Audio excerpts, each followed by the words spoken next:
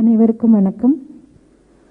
இப்படி ஒரு சூழ்நிலையில் இங்கே வந்து பேச வேண்டிய ஒரு சூழ்நிலை வரும்னு எதிர்பார்க்கவே இல்லை. என்ன சொல்கிறதுன்னு எனக்கு தெரியாது. எப்போவுமே எனக்கு பேச்சு ரொம்ப கம்மி தான், நான் பேசுவேன். எஸ்பெஷலி பாலு சாரை பற்றி பேசணுன்னா, நான் ஃபஸ்ட்டு அவரை மீட் பண்ணது 84 or 85 புன்னகை மன்னன் படத்தோட ரெக்கார்டிங்கில். அதில் இருந்து 2015 வரைக்கும் மேக்ஸிமம் நம்பர் ஆஃப் சாங்ஸ் நான் சாரோட தான் சேர்ந்து பாடியிருக்கேன். அந்த எக்ஸ்பீரியன்ஸில் நான் நிறைய கற்றுக்கிட்டேன். லாங்குவேஜ், அது தெலுங்கு, தமிழ் எல்லாம் உச்சரிப்பு, எழுதுறது எப்படி எல்லாம் எனக்கு அவர் தான் எழுதி கொடுத்தாரு. தெலுங்கு படிக்கிறதுக்கு என்னோட புக்கில், அந்த புக்கில் இன்னும் இருக்குது, பேக் பேஜில் அக்ஷரங்கள் எழுதி கொடுத்தது. அது பார்த்து தான் நான் சாங் பேப்பர் பார்த்து கொஞ்சம் கொஞ்சமாக தெலுங்கெல்லாம் கற்றுக்க ஆரம்பித்தேன். எக்ஸ்ப்ரெஷன்ஸ், ஒவ்வொரு வேர்டோட மீனிங், அது எப்படி பாடணுங்கிறது.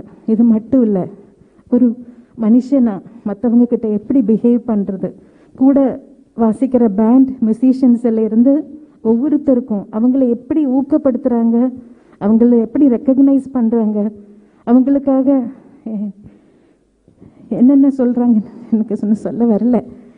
ஒரு எக்ஸாம்பிள் சொல்கிறேன். சாரோட அவரோட மனசு எவ்வளோ பெருசுன்னு மட்டும் சொல்கிறதுக்கு, யூஎஸ்எல் ஒரு கான்சர்ட்டுக்கு போகும்போது ஃப்ரைடே, சாட்டர்டே, சண்டே 3 டேஸ் கண்டினியூஸாக ஷோஸ். சாட்டர்டே 2 நாள் ஷோ முடிச்சு சண்டே ஷோக்கு இன்னொரு ஊருக்கு வரும்போது சாருக்கு அவர் வந்த உடனே ரூம் ரெடி பண்ணி கொடுத்தாங்க. மியூசிஷியன்ஸுக்கு கொஞ்சம் வெயிட் பண்ணணும், ரூம் இப்போ தான் க்ளீன் பண்ணிட்டு இருக்காங்கன்னு சொல்லி அவங்கள வெயிட் பண்ண வச்சாங்க. உடனே சார் சொன்னாங்க, எனக்கு ரூம் வேண்டாம், நான் இங்கே இருக்கேன், அவங்களுக்கு முதல்ல ரூம் கொடுங்க.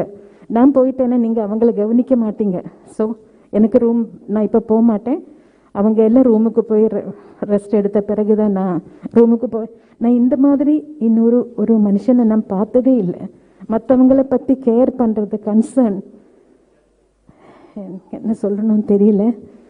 நான் நிறைய தடவை அவரோட ஒவ்வொரு தடவை பார்க்கும்போது நான் கால் தொட்டு கும்பிட்டு ஆசீர்வாதம் வாங்கியிருக்கேன். நீங்கள் எங்கே இருந்தாலும் நீங்கள் நல்லா இருக்கணும், உங்களோட பிளெஸ்ஸிங்ஸ் எப்பவும் எங்களுக்கு இருக்கணும், அவ்வளோதான். எனக்கு வேற ஒன்றும் சொல்கிறதுக்கு இல்லை. தேங்க்யூ.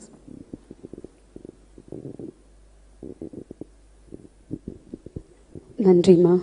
எங்களாலையும் புரிஞ்சுக்க முடியும்.